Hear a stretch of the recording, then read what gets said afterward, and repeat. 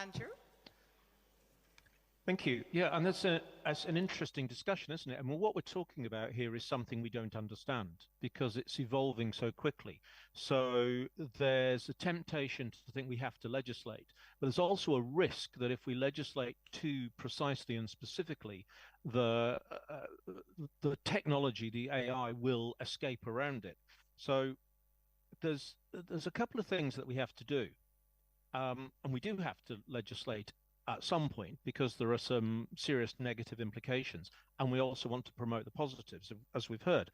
But what legislation is already there that will work to protect us from the negatives of AI? So copyright law, is it up to date enough? Is it up to speed to consider how AI is being dealt with in terms of copyright and things like fair use?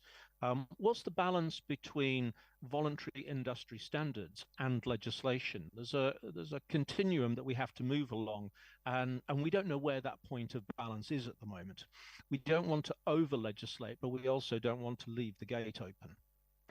Um, and the problem is complex. It's not solvable by one country.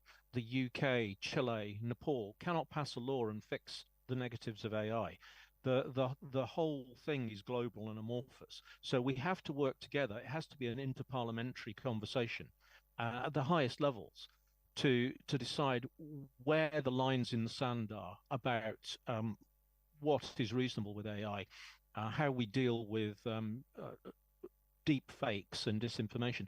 And we get into some really scary areas very quickly. So, AI controlled weapons, leave that one sitting on the table. There's a lot of conversation about that at the moment in certain fields.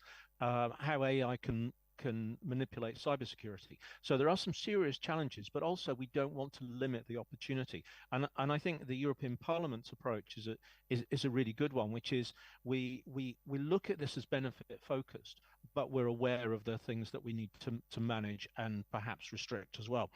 And above all, we have to remember that we're talking about AI as a technology, but its impact is not technical, it's social, it's societal. So we have to think about the impact of these things, as some of the speakers have said, on marginalized groups, on minority groups, and on sectors of society. So it's a big subject that we can't just say, yes, legislate, but we have to be having conversations about.